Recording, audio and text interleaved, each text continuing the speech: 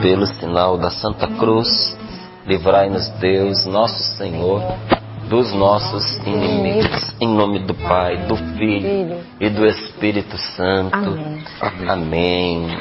Livro dos Números, capítulo 13, versículos do 30 ao 33, primeiramente.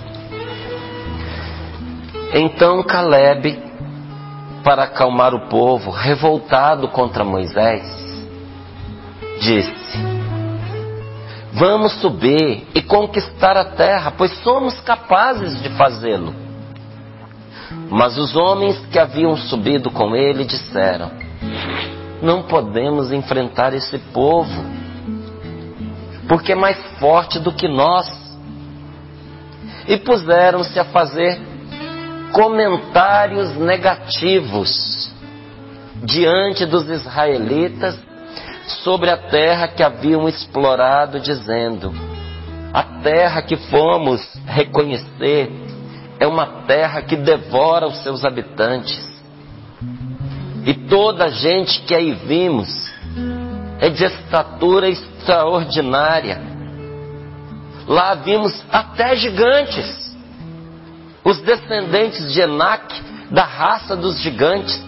Comparados com eles, parecíamos gafanhotos. E era assim que eles nos viam. Capítulo 14, versículo 9. Moisés, Arão caíram com o rosto por terra. Só para ver quem é que fala aqui, ó. Caleb.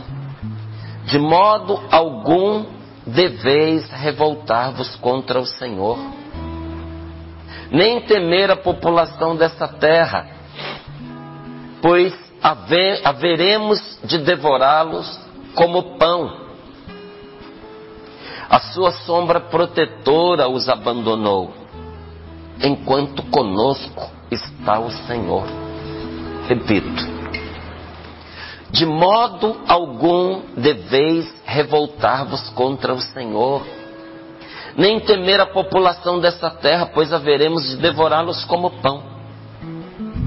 A sua sombra protetora os abandonou, enquanto conosco está o Senhor. Não tenhais medo deles. Mas toda a comunidade ameaçou apedrejá-los. Mas então a glória do Senhor apareceu a todos os israelitas na tenda do encontro. E o Senhor disse a Moisés: até quando este povo vai desprezar-me? Até quando este povo vai recusar-se a crer em mim, apesar de todos os sinais que fiz no meio deles? Vou feri-los de peste e privá-los da herança. De ti, porém, Moisés, farei uma nação maior e mais forte do que esta. Moisés respondeu ao Senhor: mas os egípcios sabem que de seu meio tiraste este povo com teu poder, e o dirão aos habitantes desta terra. Eles sabem que tu, Senhor, estás no meio deste povo, que tu, Senhor, te manifesta a ele face a face, que sobre eles vela a tua nuvem, que de dia os precede numa coluna de nuvem e de noite numa coluna de fogo. Se, pois, fizeres morrer este povo como se fosse um só homem, as nações que ouvirem tais notícias a teu respeito comentarão: o Senhor foi incapaz de introduzir o povo na terra que lhes prometeu, por isso os massacrou no deserto. Seja agora, pois, engrandecida a força do meu Senhor, como tu mesmo declaraste. O Senhor é paciente e misericordioso, suporta a maldade e a rebeldia, mas não a deixa impune. Castiga a maldade dos pais nos filhos até a terceira e quarta geração. Perdoa, pois, o pecado deste povo, segundo a tua grande misericórdia, da mesma forma como suportaste desde o Egito até aqui.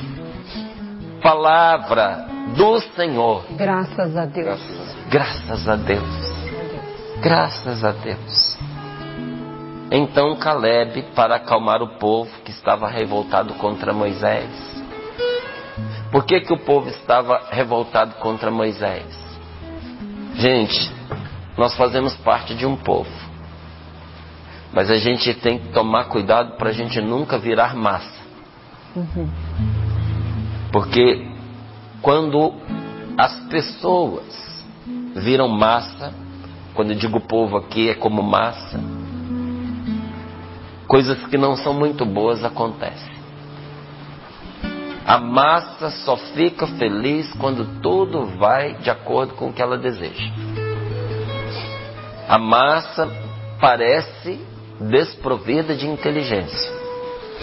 A massa parece revoltar-se com muita facilidade e ir na direção do crime.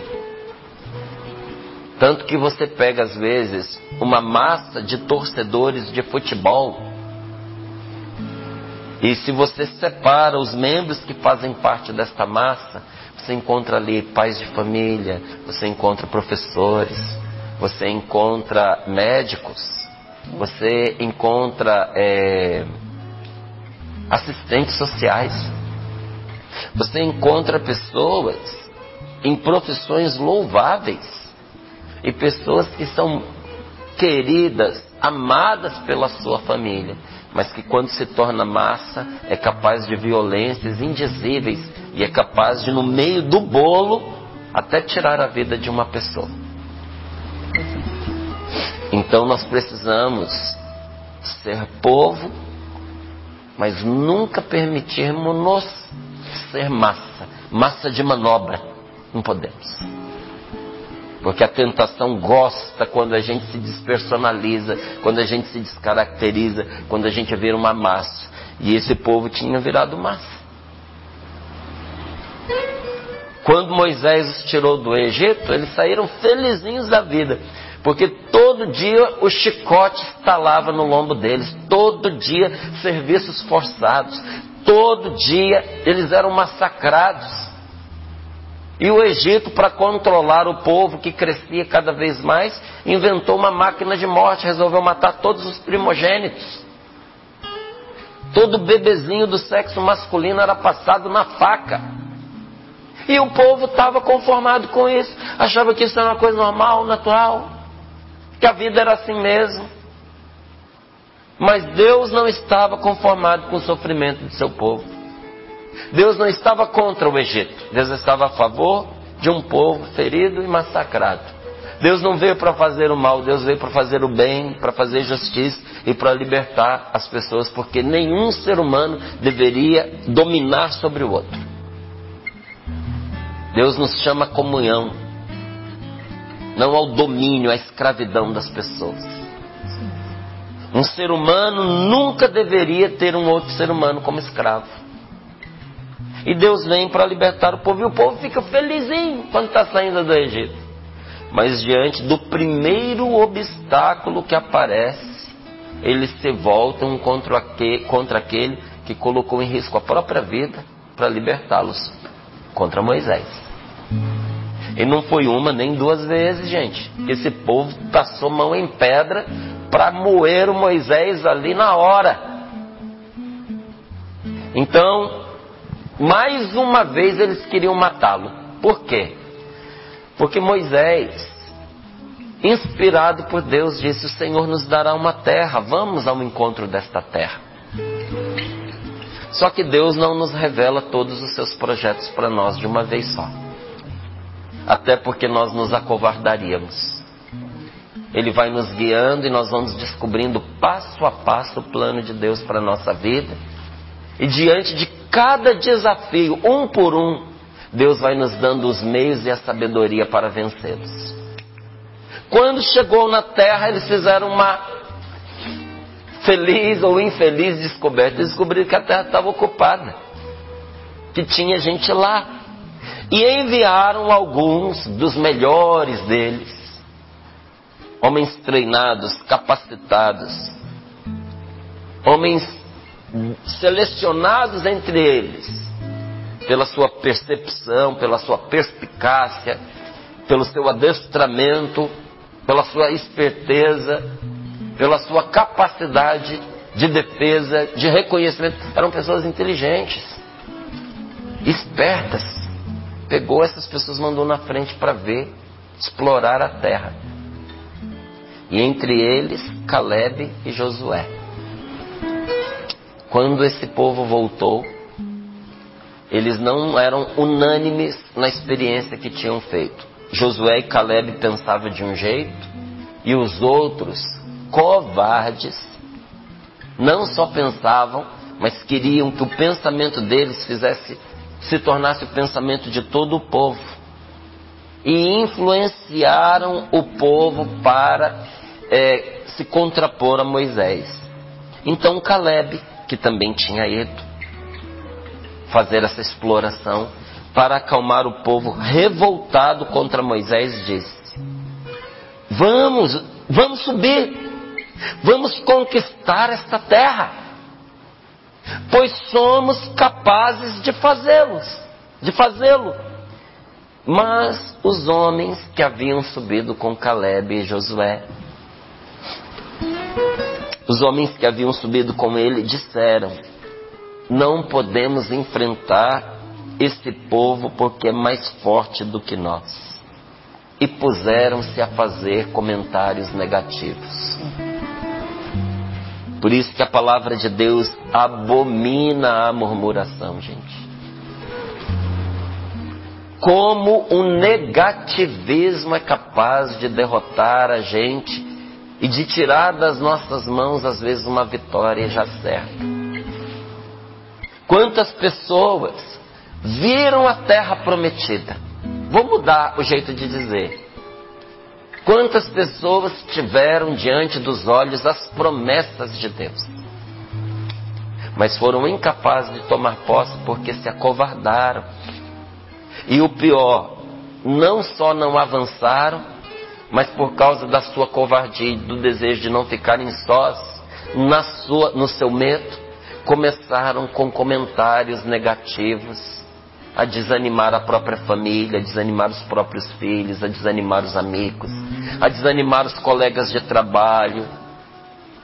Que coisa triste a vida de uma pessoa que se guia por pensamentos e sentimentos negativos. Triste mesmo. Porque ela não tem força de vencer um pequeno obstáculo, mas tem a capacidade de puxar para baixo um povo inteiro junto com ela, através dos seus comentários negativos. Como é triste o que o negativismo, o medo, o complexo de inferioridade é capaz de fazer conosco. Porque coloca nos nossos olhos uma lente horrorosa, uma lente que tem uma dupla função. Quando olha para o obstáculo, essa lente aumenta o tamanho do obstáculo, e quando olha para si mesmo, essa lente diminui o tamanho da pessoa e da sua capacidade. Quem coloca os óculos do negativismo acabou de ganhar de presente para si uma lente de aumento para os problemas e uma lente de diminuição para si mesmo. O negativista, todas as vezes que ele olha para um obstáculo, ele vê o obstáculo maior do que realmente é. E todas as vezes que ele olha para si mesmo, para a própria vontade, para a própria coragem, ele vê muito menor do que na verdade ela é. Olha o discurso dessa gente: não podemos enfrentar esse povo, porque é mais forte do que nós. E puseram-se a fazer comentários negativos diante dos israelitas sobre a terra que haviam explorado, dizendo: a terra que nós fomos reconhecer é uma terra que devora os seus habitantes. Olha que interessante. É uma terra que engole, que devora os seus habitantes. Em seguida, o que eles dizem? E toda a gente que aí vimos é de estatura extraordinária. Espera aí. A terra devora? Ou quem está lá é forte? Porque eles disseram que a terra devora os habitantes. Aí depois disseram que os habitantes eram como que gigantes. Gente, a mentira, ela é terrível. A pessoa que mente, ela se contradiz e nem percebe. Talvez nem fizeram por maldade. Talvez nem eram bem eles falando. Era o medo falando por eles, né? A terra que fomos conhecer é uma terra que devora os seus habitantes. E toda a gente que aí vimos é de estatura extraordinária. Vimos até gigantes. Até gigante a gente viu lá. Os descendentes de Enac, da raça dos gigantes. Comparado com eles, nós parecíamos gafanhotos. Ou exagero. E era assim que eles nos viam. Toda pessoa que tem complexo de inferioridade, ela se vê menor do que os outros e acha que os outros estão olhando para ela de cima para baixo. Por isso que ela não se sente amada. Porque até um ato de carinho, um gesto de amor que alguém faz por ela, ela interpreta como segundas intenções, como se a pessoa tivesse um objetivo escuso, oculto. Porque é mais fácil para ela justificar aquele gesto de carinho na maldade da pessoa do que aceitar que ela merece ser amada. Quando nós não aceitamos quem nós somos, quando nossa autoestima é baixa, a gente interpreta de modo ruim até o bem que as pessoas fazem para nós. E era isso que esses homens estavam fazendo. Mas ali, no meio de todo esse alvoroço, vem esta palavra de Josué. Eu tinha dito Caleb, mas é de Josué. Que vira para o povo e diz assim: de modo algum deveis revoltar-vos contra o Senhor. Em face de nenhuma dificuldade, gente, nós podemos nos revoltar contra o Senhor. Tem situações que às vezes nem são tão grandes, mas apanham-nos num momento de cansaço. A gente já está assim, às vezes no limite, muitos trabalhos, às vezes preocupações. E tem coisas que acontecem nas horas mais impróprias, não é? E coroam uma série de outras coisas. E aí a gente sente vontade de sentar e chorar e dizer: de novo, era só o que me faltava. É sempre nas horas mais impróprias que isso acontece. E a gente corre o risco de sentar e se debruçar sobre aquele problema, ficar amuado, deixar cair os braços. Às vezes não é a covardia falando, às vezes é o cansaço. Aí a gente precisa reagir. Reagir e dizer para nós mesmos, porque é verdade. Só Deus sabe o bem que Ele tira das situações impróprias que nos acontecem. Só Deus sabe do que Ele nos livra por aquilo que foge ao nosso controle. E de toda situação difícil, Deus tem o poder de tirar um bem. E eu falava para minha esposa ontem: vamos nos sentar e esperar para ver qual é o bem que Deus vai tirar desta situação, porque Ele tirará. Vamos esperar pelo bem que virá, porque o Senhor é bondoso e providente, e em todas as coisas agem a sua misericórdia. E às vezes um momento de desgaste se transforma num momento de oração. Aí a minha esposa diz para mim assim: intensificarei as minhas orações por esta situação. E Deus há de se manifestar. É com fé que nós enfrentamos as dificuldades. Porque motivos grandes e pequenos para nós nos acovardarmos aparecem todos os dias. E se nós não tivermos fé, nós vamos enxergar coisas pequenas como se fossem grandes. E mais ainda, se quem trilha esse caminho deságua na revolta contra Deus. O Senhor não me vê, o Senhor não olha para mim, o Senhor não me atende, o Senhor atende a oração dos outros. Eu vejo tantos testemunhos, mas a minha causa nunca encontra resposta. De modo algum deveis revoltar-vos contra o Senhor, nem temer a população dessa terra, pois haveremos de devorá-los como pão. Eu tenho que aprender, quando aparecer uma situação difícil diante dos meus olhos, dizer para mim mesmo: é pão que chegou para me fortalecer. Vou botar esse pão para dentro. Essa situação difícil que você acha que pode derrubar você, isso é pão. Por que é pão? Porque é alimento que nos torna mais fortes. Nós não ficaremos fortalecidos se não passarmos pelas dificuldades. Então, as dificuldades se tornam como um alimento que, olha, aumentam a nossa força. E aí eles continuam dizendo, né, depois de dizer isso, ó: nem temer a população dessa terra, pois haveremos de devorá-los como um pão. A sua sombra protetora os abandonou, enquanto o Senhor conosco está. E aí nós entendemos por que aquela gente não deveria estar ali. Porque eles buscavam nas sombras, nas trevas, a sua proteção. Gente, quem busca a sua proteção nas trevas, na escuridão, na maldade, na manipulação do sobrenatural para fins egoístas, quem procura a sua proteção mexendo com forças espirituais contrárias a Deus, contrárias à bondade, eu até mesmo vou dizer para você: que tipo de força é essa que a pessoa diz que pode fazer o bem, que pode fazer o mal, e ela usa só para fazer o bem, mas que ela não se envolve com a parte maligna?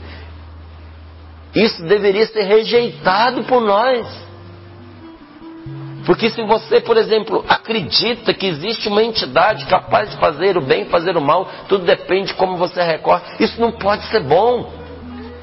Um poder espiritual capaz de destruir as pessoas, capaz de fomentar a inveja, capaz de oprimir, capaz de dividir famílias. Buscar um poder espiritual com a finalidade de desmanchar um casamento, de causar doença para uma pessoa, de destruir um sócio. Os fins justificam os meios. Não justificam. Os fins não justificam os meios. Porque quando eu uso como meio algo que é mal, isso corrompe o meu coração. Isso faz de mim uma pessoa ruim. Vai fazendo de mim uma pessoa ruim e vai me levar a fazer a experiência deste povo.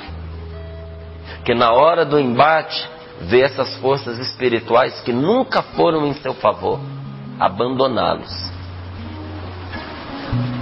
A sombra que os protegia os abandonou. Porque era uma falsa proteção. Você gostaria de uma proteção que na hora que você mais precisa foge? Olha que interessante.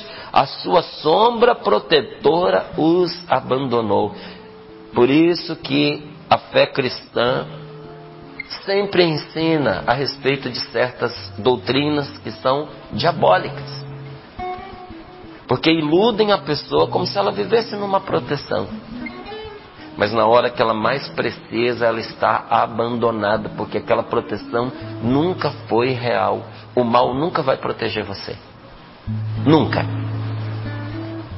Porque o mal, uma figura deste mal espiritual, é o mal amigo. Uma figura do mal espiritual é um mal amigo. Quem é o mal amigo?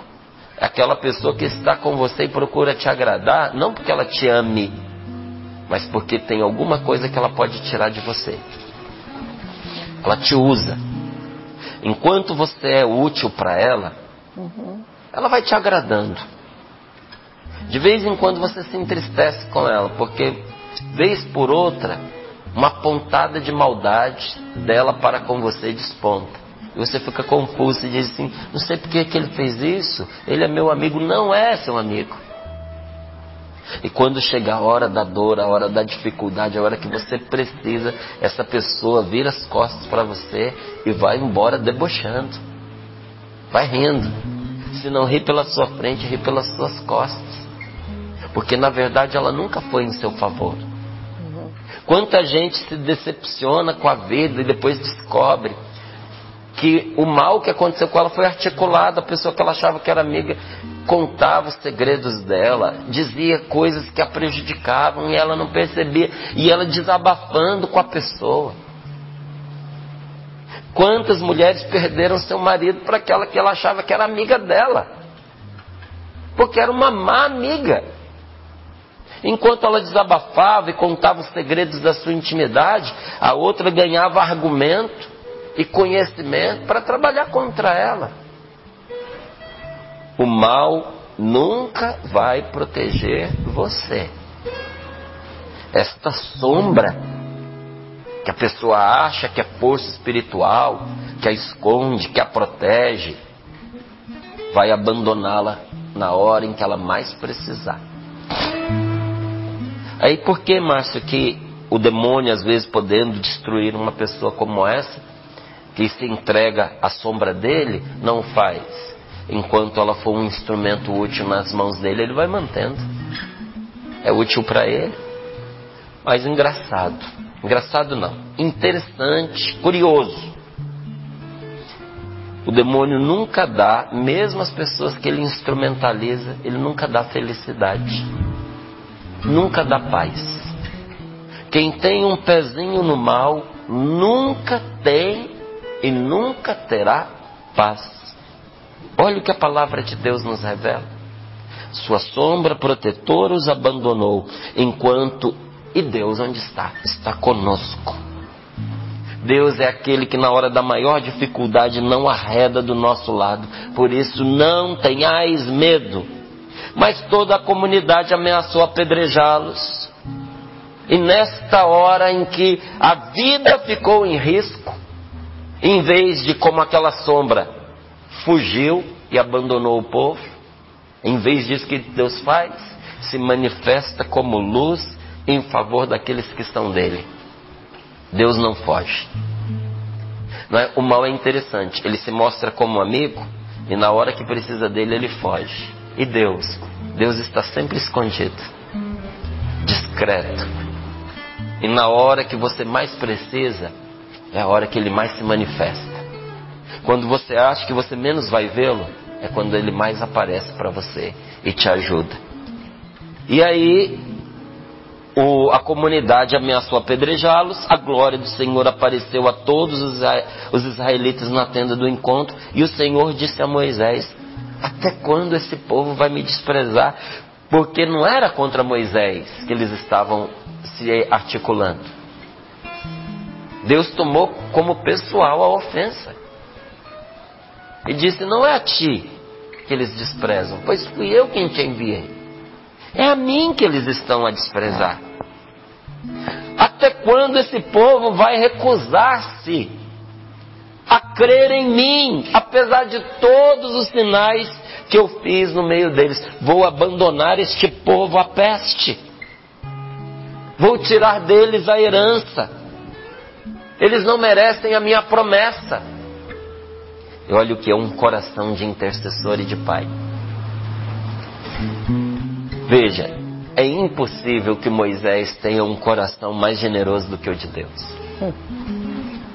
Deus sabia porque sustentava esse discurso. Ele sabia como Moisés ia reagir. E quando Deus diz: eu vou abandonar esse povo, vou deixar eles morrerem à míngua, e vou fazer de você, Moisés, que é fiel, farei de você uma grande nação. Moisés não aceitou. Moisés disse: não. Olha o que ele responde ao Senhor: mas meu Deus, os egípcios sabem que o Senhor tirou esse povo com o seu poder do meio deles. E eles vão dizer para todos os habitantes, inclusive desta terra, eles vão contar para eles isso. Porque eles sabem que o Senhor está no meio desse povo, que o Senhor fala com esse povo face a face, que o Senhor vela sobre esse povo com a tua nuvem, que de dia vai à frente, os precede na coluna de nuvem, e de noite a sua presença vai na forma da coluna de fogo. Se o Senhor fizer esse povo morrer como se fosse uma só pessoa morrendo, as nações que ouvirem essas notícias vão falar mal a teu respeito, vai pegar mal para o Senhor se o Senhor acabar com o povo. Vão dizer que o Senhor não deu conta de terminar o serviço. E Moisés diz para Deus o que ele aprendeu com o próprio Deus. Seja agora, nesse momento de provação e de crise, engrandecida a força do meu Senhor, como tu mesmo declaraste. O Senhor é paciente, é misericordioso, suporta a maldade, suporta a rebeldia, mas não deixa sem correção. Deus não deixa a maldade e a rebeldia sem correção. Deus castiga não é para quebrar. É que essa palavra aqui define bem a maneira como Deus corrige. Às vezes para você colocar um nariz de volta no lugar, um nariz que se consolidou torto, às vezes não. Só tem um jeito, você tem que quebrar de novo. Vai aí uma dica para você. Quebrou o nariz? Vai no ortopedista. Porque ele cola rápido, viu? É de um dia para o outro. Nariz cola rapidíssimo. E se ele colar errado, não tem outro caminho. Chegando lá tem um martelinho te esperando. Vai tomar-lhe uma martelada na fuça, vai quebrar o nariz e vai botar de volta. Já quebrou. Aí você vai repetir a experiência daquela dor. Dói a correção. A correção dói. Por isso que ela soa muitas vezes como castigo. Só que Deus não nos castiga para a nossa perdição. Ele nos castiga para a nossa salvação. Um castigo que visa o bem e visa salvar tem outro nome. Deus corrige os filhos a quem ama. Deus os penitencia para curá-los. Às vezes um pai dá um exercício para um filho que é para curar o filho. Depois de tantas vezes ensinar, o menino não aprende, você fala para ele, pega lá um caderno, anota aí a frase, agora repete 1000 vezes. Nossa, que desperdício de tempo, que maldade do pai. Não, é para curar aquela maldade, é para curar aquela má orientação. Se ele não ouve, pelo menos vai ficar gravado de tantas vezes que ele vai escrever. Agora, uma preciosidade que está guardada nesta palavra é: onde não há fé, quem domina é o medo. Isso. Se não houver fé, você vai padecer pelo medo. Se nós não tivermos fé, o medo vai montar cavalo na gente. Por causa disso, por causa do medo, esses homens viram gigantes onde não existia.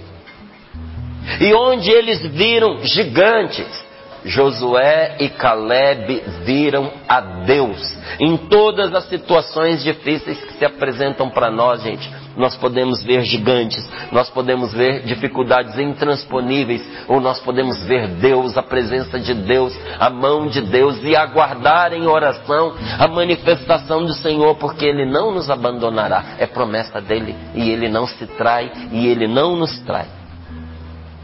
Aqueles que duvidam vão fazer igualzinho esses outros e vão dizer para você: não, nós não vamos poder enfrentar esse problema, porque esse problema é mais forte do que nós. Não, essa causa é uma causa perdida. Não desiste dessa pessoa, essa pessoa não tem jeito. O segredo é você cuidar da sua vida. Desiste dessa causa. Os que duvidam, gente, sempre terão uma palavra que parece confortar você, mas na verdade são palavras que te desviam dos seus sonhos, das suas aspirações mais profundas, da sua vocação. Só que enquanto eles dizem isso, aqueles que confiam no Senhor, aqueles que têm fé dizem: vamos lá, vamos conquistar, porque nós somos capazes de fazê-lo. Vamos que a gente dá conta. Com Deus a gente consegue sim. Porque a palavra de Deus registrou para nós esse termo gigantes. Porque os gigantes representam para nós as grandes dificuldades. Eu e você temos os gigantes de cada dia para enfrentar. E os gigantes estão em toda parte. Estão em casa, estão na igreja, estão no trabalho e estão até no nosso próprio coração. Não tem como você enfrentar um dia sem enfrentar os gigantes. Ou nós os vencemos, ou eles nos devorarão. Ou você vence os problemas, enfrenta e vence, ou você vai ser devorado por eles. Não é como aqueles que se acovardaram, disseram a respeito dos gigantes de Canaã: nós somos como gafanhotos diante dele. Lembra que o João Batista se alimentava de gafanhoto e mel silvestre? Gafanhoto era comida. Então, quando ele diz nós éramos como gafanhotos, o que isso significa? Nós vamos ser pasto para esses gigantes. Só que com a fé, a gente diz o contrário. Entendeu porque que Josué diz, nós é que vamos devorá-los?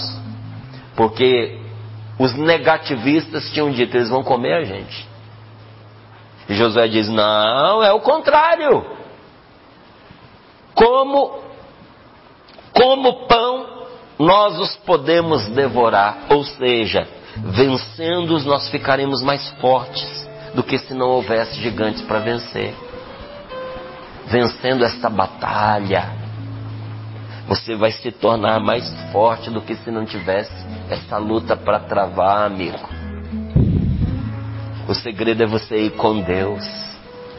O segredo é você ir com fé. Sendo assim, sem essa fé, nós vamos ser devorados, nós vamos ser consumidos pelos gigantes que há em nosso caminho. Hoje o Espírito Santo quer dar a mim e a você uma fé como a fé que havia em Josué, como a fé que havia em Caleb. Nesta manhã de oração aqui nos Sorrindo para a Vida, o Espírito Santo está suscitando em nós olhos capazes de ver não gigantes, mas Deus. Eu quero dizer para você algo que eu também quero dizer para mim. Vejamos Deus e não gigantes. Vejamos o Senhor. Vejamos a saída, a solução que Deus propõe. E não nos amarguremos enchendo-nos de lágrima por causa das nossas dificuldades. O Senhor tomará conta de nossas dificuldades. É quando nós nos encontramos no caminho certo que esses gigantes aparecem. Está enfrentando dificuldade? O problema está batendo pesado sobre você? Isso é um sinal. Sabe qual é? O caminho está certo. O gigante vem quando você está no caminho certo. Quando o povo ia para a escravidão, não vinha ninguém atrás deles. Mas quando o povo saía libertado, os egípcios os perseguiam. A perseguição é fruto de quem está vivendo a liberdade. O desafio grande demais é sinal de que nós estamos indo para o caminho certo. Quando o povo voltava para trás, não aparecia nada que os perturbasse. Mas quando o povo estava no caminho certo, era todo tipo de provação. Não renuncie o caminho que vai te fazer feliz, só por causa das dificuldades que aparecem. Ponha Deus na causa. Senhor, é isso que nós queremos te pedir nesse momento de partilha e oração. Que o Senhor venha ao nosso encontro e vença esses gigantes, inclusive em nós, Senhor. Nós te pedimos a força do Teu Espírito Santo para vencer esses gigantes, a começar pelos gigantes interiores que nós trazemos no nosso coração. Tal como vencer a timidez, tal como vencer o medo de sermos rejeitados, o medo da rejeição. Senhor, nós te pedimos, dá-nos a graça de vencer esses gigantes interiores, como por exemplo, o desafio de convencer uma pessoa a deixar o mal e a mudar de vida, como naquele testemunho daquela medalhinha, uma inspiração tão simples, mas foi como uma pedrada, aquela pedrada de Davi, que se incrustou na testa do gigante. Convencer alguém a deixar o mal e a mudar de vida parece grande demais para quem não tem Deus. Mas para quem tem Deus, às vezes custa uma oração, às vezes custa uma inspiração. Senhor, nós te pedimos a graça de vencer esses gigantes interiores. Se de vez em quando você sente que não recebe todo o amor que você precisa para ser feliz, e isso tem sido para você um grande obstáculo, permita hoje que o Senhor engrandeça o seu nome na sua vida. Seja agora, pois, engrandecida a força do meu Senhor, como tu mesmo declaraste. O Senhor é paciente, cheio de amor e de misericórdia. É nos braços de Deus que você vai fazer essa experiência. Obrigado, Senhor. Obrigado por esta palavra que enche de coragem, de ânimo e de amor o nosso coração. Obrigado, Senhor.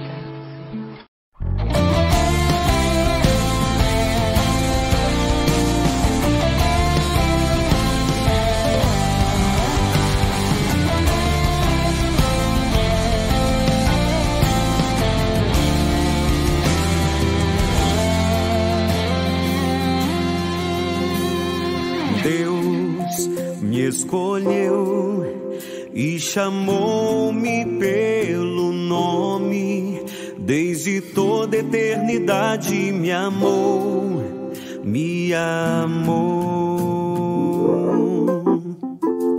Mesmo se as montanhas oscilarem, mesmo se as colinas se abalarem, o amor de Deus jamais me abandonará. Deus me escolheu e chamou-me pelo nome, desde toda eternidade me amou, me amou.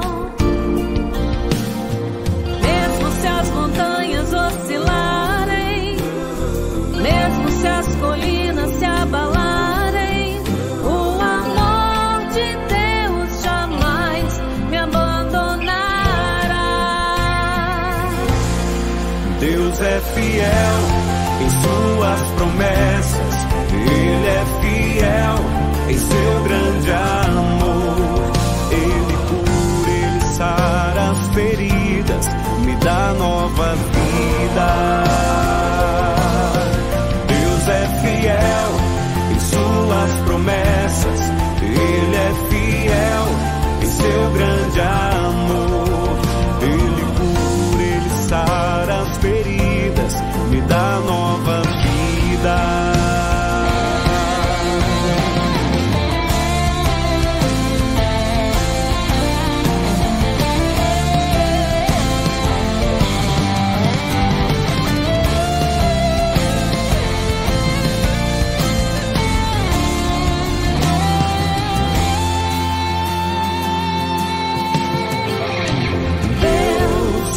Escolheu e chamou-me pelo nome, desde toda eternidade me amou, me amou.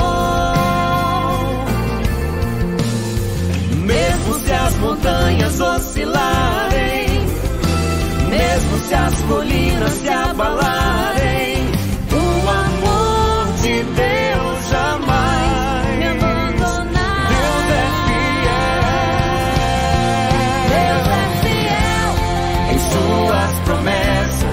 Ele é fiel em seu grande amor. Ele cura, Ele sara as feridas, me dá nova vida. Deus é fiel em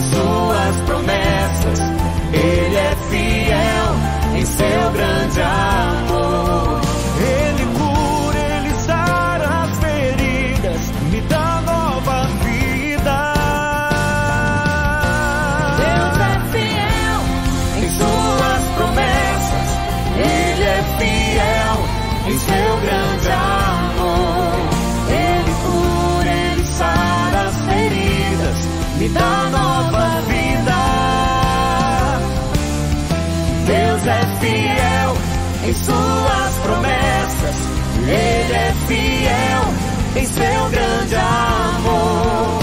Ele cura, Ele sara as feridas, me dá nova vida. Ele cura, Ele sara as feridas, me dá nova vida.